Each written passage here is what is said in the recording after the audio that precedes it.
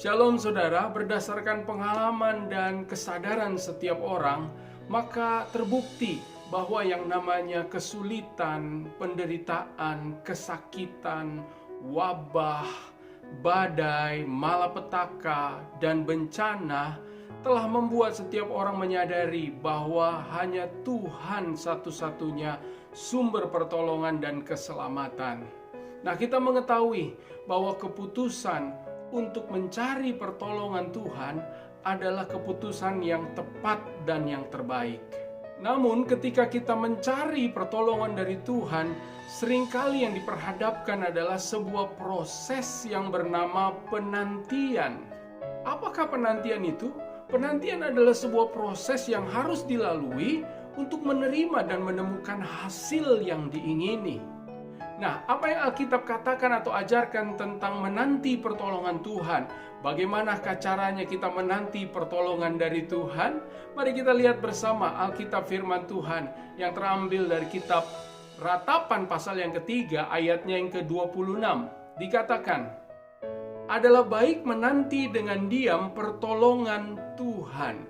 Firman Tuhan dengan jelas memberikan sebuah nasihat, ajaran bahwa adalah baik menanti dengan diam pertolongan Tuhan. Berarti dari ayat ini kita bisa melihat ada satu kata bagaimana caranya untuk menanti pertolongan Tuhan, yaitu dengan cara diam.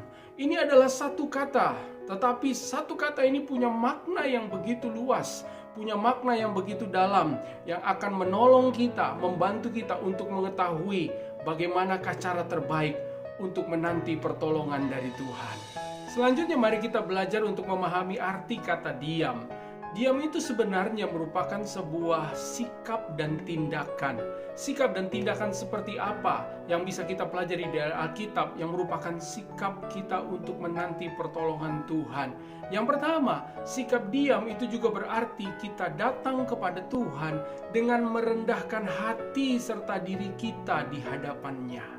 Alkitab menjelaskan bahwa bukan tangan Tuhan kurang panjang untuk menolong kita, dan bukan telinga Tuhan kurang peka untuk mendengar setiap seru doa kita, tetapi yang menghalangi segala sesuatu terjadi, pertolongan terjadi dalam kehidupan kita adalah karena ada dosa dan pelanggaran yang kita perbuat di hadapannya. Karena itu, saudara yang dikasihi oleh Tuhan, datang kepada Tuhan dengan pertobatan dan penyesalan dari segala kejahatan, kesalahan, ketidaktaatan yang kita perbuat di hadapan Tuhan. Itu merupakan sebuah sikap diam di hadapan Tuhan.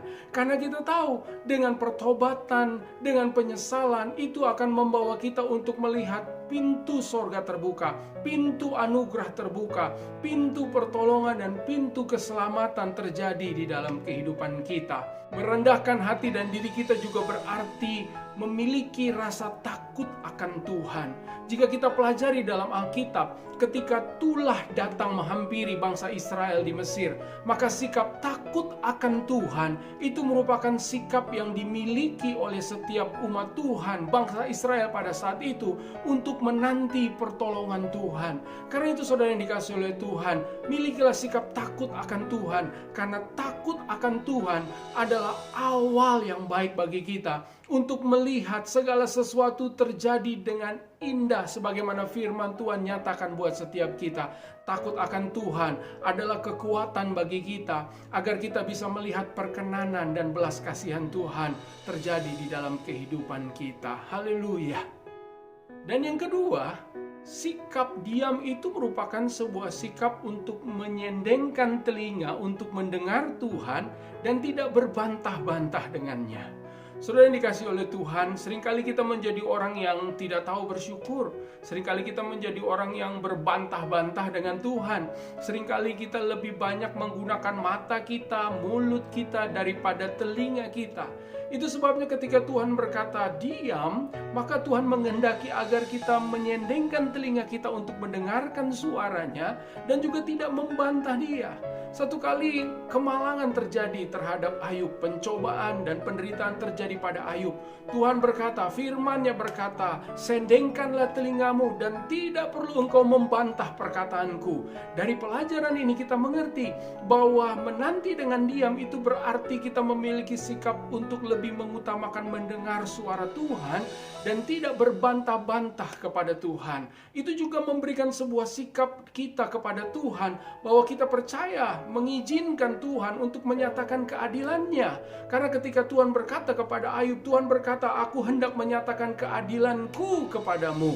Aku hendak menyatakan keadilanku di hadapanmu." Itu sebabnya izinkan Tuhan hari ini untuk menyatakan keadilannya.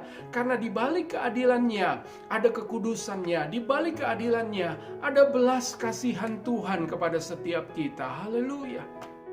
Dan yang ketiga, yang terakhir, sikap dan tindakan diam adalah fokus kepada Tuhan. Saudara yang dikasihi oleh Tuhan, apa sih artinya diam dengan fokus kepada Tuhan? Artinya adalah tidak bergerak. Ketika dikatakan kita harus berdiam, berarti itu juga kita harus memiliki sebuah sikap yang berdiam dan tidak bergerak. Apa maknanya? Tentu ini punya makna rohani yang luar biasa. Tidak bergerak itu berarti kita tetap percaya. Tidak bergerak itu berarti kita tidak membiarkan diri kita diombang-ambingkan dengan segala ketakutan, kebimbangan, kebingungan, dan kekhawatiran apapun yang sedang diciptakan untuk kita, untuk menyerang kita. Berdiam itu juga berarti kita tetap percaya bahwa Ia Tuhan yang sedang mengendalikan segala sesuatu, dan Ia Tuhan yang tidak pernah berubah, dan Ia Tuhan yang tidak pernah melakukan kesalahan sekecil apapun di dalam kehidupan kita. Percaya kepada Tuhan yang kita tahu bahwa Ia tidak pernah punya rancangan kecelakaan di dalam kehidupan kita, tetapi segala sesuatu diperbuatnya untuk mendatangkan kebaikan kepada setiap kita. Yang kedua, fokus kepada Tuhan itu juga berarti kita harus kembali kepada kasih yang mula-mula. Ini merupakan sebuah teguran yang penting buat setiap umat Tuhan, buat setiap kita. Bahwa karena kejahatan, karena kita telah melupakan Tuhan, membuat kita kehilangan kasih yang mula-mula. Tuhan menegur kita karena Tuhan mengasihi kita. Tuhan menghajar kita karena Tuhan mengasihi kita. Dan di balik tegurannya seharusnya membuat kita menyadari bahwa kita harus kembali kepada kasih yang semula. Kita harus kembali menyerahkan segenap hati kita kepada Tuhan. Kita harus menjadi orang-orang yang senantiasa dapat kembali melakukan segala ketaatan dan ketetapan serta kehendak Tuhan dengan kasih yang sungguh-sungguh kepada Tuhan. Dan Tuhan menghendaki hal itu terjadi. Tuhan memberikan kesempatan kepada kita untuk kembali kepada kasih yang mula-mula. Selama Tuhan masih memberikan waktu kepada kita, maka kita harus mengerti bahwa waktunya Tuhan adalah saat ini. Saat dimana kita mengerti bahwa kita harus fokus kepada Tuhan dengan kembali kepada kasih yang mula-mula kepada Tuhan. Dan yang ketiga, fokus kepada Tuhan itu berarti membuat kita semakin mendekat kepada Tuhan. Pemazmur mengatakan, hanya dekat Allah saja jiwa kita tenang. Kita juga mengerti ajakan, ucapan Tuhan Yesus ketika Ia berkata, marilah kepadaku, hai engkau yang letih lesu dan berbeban berat, aku akan memberikan kelegaan kepadamu.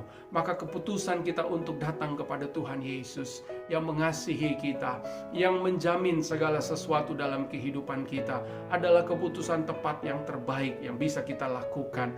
Dan dengan datang kepada Kristus, dengan mendekatkan diri kita kepada Tuhan, membuat kita tenang dalam jiwa kita, membuat kita tenang dalam roh kita. Saudara yang dikasihi oleh Tuhan, izinkan saya hari ini membacakan satu ayat firman Tuhan kembali buat setiap saudara. Dalam kitab Yesaya pasal yang ke-30 ayat yang ke-15 yang mengatakan, sebab beginilah firman Tuhan Allah yang Maha Kudus, Allah Israel, dengan bertobat dan tinggal diam, kamu akan diselamatkan. Dalam tinggal tenang dan percaya terletak kekuatanmu, tetapi kamu enggan. Di balik janji dengan tinggal diam, engkau akan diselamatkan. Di balik janji dengan tinggal tenang, engkau mendapatkan kekuatan yang sejati. Ayat ini ditutup dengan kalimat, tetapi engkau enggan. Banyak orang hanya menginginkan pertolongan, banyak orang hanya menginginkan sesuatu yang baik terjadi dalam kehidupannya, tetapi banyak orang enggan untuk datang kepada Tuhan, mencari pertolongan yang sejati, dan mencarinya dengan cara diam dan tenang. Karena dengan diam dan tenang, disitulah terletak kekuatan kita dan terletak keselamatan kita yang sejati. Saudara yang dikasihi oleh Tuhan, doa saya buat setiap saudara, Tuhan Yesus memberkati kita dan Immanuel, Ia menyertai kita senantiasa. Haleluya.